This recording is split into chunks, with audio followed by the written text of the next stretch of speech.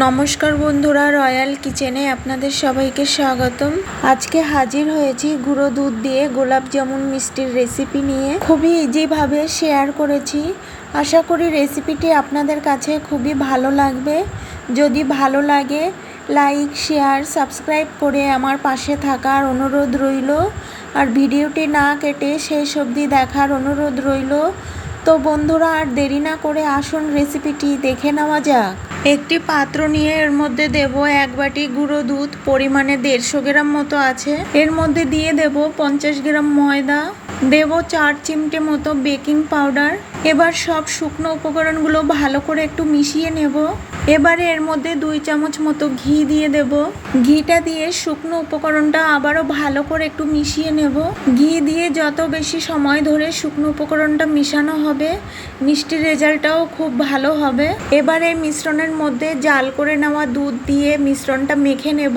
এই মিশ্রণের মধ্যে 100 ml মতো দুধ দিয়ে মেখে নিয়েছি। আর এই ডোটা এরকম আঠালো করে মেখে নিতে হবে। মেখে নেওয়ার পর 10 মিনিট মতো ঢেকে রাখবো। এতে করে ডোটা ভালোভাবে সেট হয়ে যাবে। আর ততক্ষণে শিরাটা তৈরি করে নেব।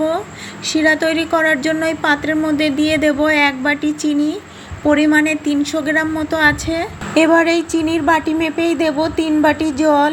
দেব 2টো এলাচ মুখ ফাটিয়ে নিয়েছি। এতে করে স্বাদ ও গন্ধ দুটোই খুব ভালো হবে। এবার গ্যাস বাড়িয়ে দিয়ে চিনি গলিয়ে নিয়ে শিরাটা 4-5 মিনিট মতো জাল করে নেব। 5 মিনিট মতো শিরাটা জাল করে নিয়েছি। এবার গ্যাস থেকে শিরাটা নামিয়ে এক সাইডে রেখে দেব। আর এদিকে ডোটা 10 মিনিট ঢেকে রাখাতে ভালোভাবে সেট হয়ে গেছে। এবার হাতে একটু ঘি লাগিয়ে নিয়ে ডোয়ে থেকে অল্প একটু ডো নিয়ে গোল গোল করে মিষ্টির শেপ দিয়ে নেব। এই একইভাবে বাকি মিষ্টিগুলো শেপ দিয়ে নিয়েছি। এবার ভাজতে চলে যাব। গ্যাসে কড়াই বসিয়ে পরিমাণ মতো রিফাইন তেল দিয়ে গরম করে নিয়েছি।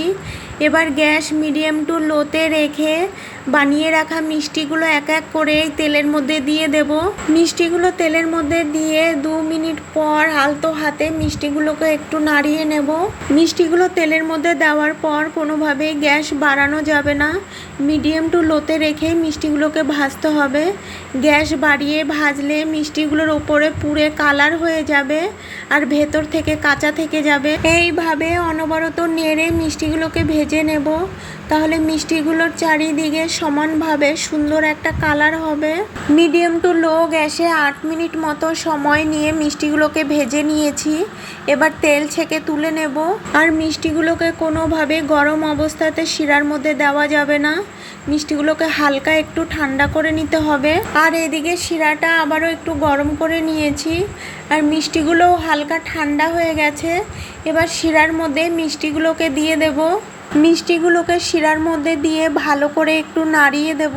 এবার ঢাকা দিয়ে মিষ্টিগুলোকে 2 ঘন্টা মতো রেখে দেব। 2 ঘন্টা পর ঢাকাটা তুলে নেব। দেখুন, শিরা খেয়ে মিষ্টিগুলো সাইজে ডবল হয়ে গেছে। মিষ্টিগুলোকে প্লেটে পরিবেশন করে নিয়েছি। এবার একটা মিষ্টি কেটে আপনাদেরকে দেখিয়ে দিচ্ছি। দেখুন মিষ্টির ভেতরটা কত সুন্দর রসালো হয়েছে। এইভাবে খুব সহজেই বাড়িতে তৈরি করে নিলে দোকান থেকে আর কিনতে হবে না। এইভাবে বাড়িতে বানিয়ে খেয়ে কেমন লাগলো কমেন্ট বক্সে জানাতে একেবারেই ভুলবেন না। আর পাশে থাকা বেল আইকনটি ক্লিক করে রাখবেন। এতে করে যখনই কোনো নতুন ভিডিও আপলোড দেব সর্বপ্রথম আপনার মোবাইলে পৌঁছে যাবে। সবাই ভালো থাকবেন, সুস্থ থাকবেন।